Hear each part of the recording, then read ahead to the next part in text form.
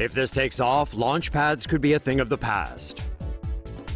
This is the largest plane in the world, but it has yet to take flight, and it's not a passenger plane. So what exactly does it do? The Stratolaunch plane is comprised of two twin fuselages, massive wings, and is carried by 6 Boeing 747 engines. With its 117-meter wingspan, the aircraft is wider than a football field. It's designed to carry spacebound rockets, with a payload of up to 275 tons. The Stratolaunch commences takeoff with a rocket attached to its belly. With no payload, the plane weighs around 250 tons. With fuel and a fully loaded rocket, the plane can fly with a maximum takeoff weight of 650 tons. For scale, that's around the same weight as a commercial Airbus A380, carrying 550 passengers. The Stratolaunch is manned by a 3-person crew in the right fuselage, including a pilot, co-pilot, and a flight engineer. The left fuselage cockpit is designed to remain empty and is unpressurized. The rocket is released after the plane reaches 35,000 feet. The rocket then fires its own engine and travels towards its orbit. The plane is designed for air-rocket launches in low Earth orbit conditions to become a routine commute. The Stratolaunch is currently undergoing fuel tests and is expected to make its first launch in 2019. Say no to safe spaces on YouTube. Support TomoNews at patreon.com/TomoNews. The Stratolaunch system is certainly unconventional, but it's not the only bold space plan on the horizon. SpaceX to fly 2 tourists around the moon next year. This week, SpaceX announced bold plans to next year fly 2 paying passengers around the moon, using technology that's still in development.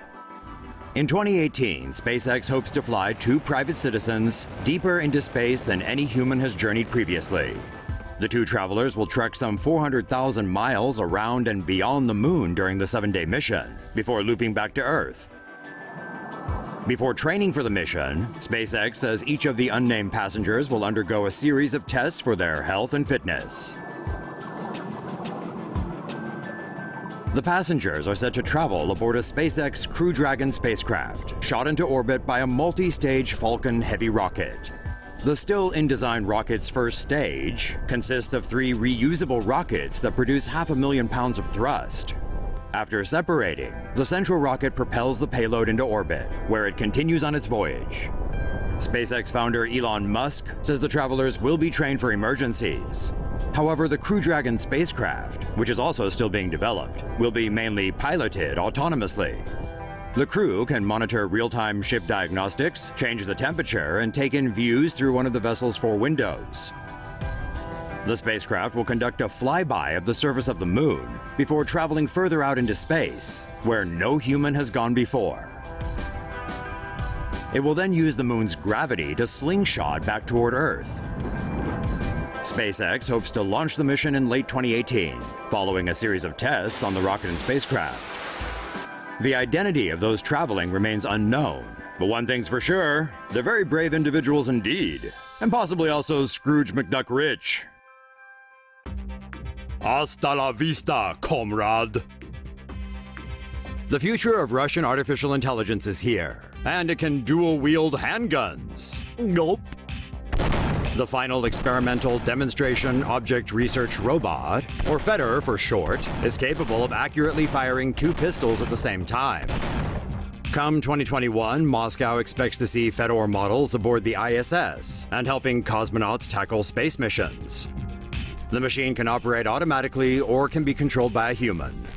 Initially developed for rescue operations, Russia hopes to use FEDOR for military and educational purposes as well. Russia's deputy prime minister tweeted footage of the robot shooting guns in April. He said they're not making a Terminator, but artificial intelligence. Well, that's a relief, right? Right? New Zealand joins the space race. Test launches for a commercial space rocket built by a startup based both in Los Angeles and New Zealand are scheduled to take place this week. The rocket lab Electron is made of carbon composite material, and its rocket boosters use 3D printed Rutherford engines. The rocket's first stage has a cluster of 9 electric engines that burn liquid oxygen and refined kerosene. The second stage has a single vacuum-optimized engine that can carry payloads weighing up to 225 kilograms. The Electron rocket will deliver small satellites into space. They will be used for mapping, to predict the weather, provide high-speed internet, and analyze the environment. Rocket Lab plans to complete 3 test launches before the Electron is available commercially. The company plans to eventually build and launch 1 rocket per week, with flights costing around $5 million each. Say no to safe spaces on YouTube. Support TomoNews at patreon.com/TomoNews. SpaceX plans to launch thousands of internet satellites. SpaceX has filed an application with the U.S. Federal Communications Commission to launch thousands of satellites in order to provide high-speed internet coverage worldwide. SpaceX's satellite system consists of 2 sub-constellations of space stations. The first, known as the Leo constellation, would be comprised of 4,425 satellites in an orbit of at least 1,150 kilometers above the Earth. Each satellite can provide service up to 43.95 degrees away from bore site. The second, VLEO constellation, would include 7,518 satellites, orbiting about 335.9 kilometers above the Earth. Each satellite can provide service of up to 51.09 degrees from bore site.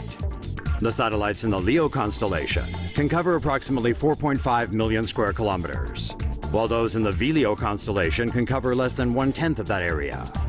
The system is designed to provide broadband and communication services for private and professional users worldwide. The deployment of the satellites is expected to begin in 2019 and be completed by 2024.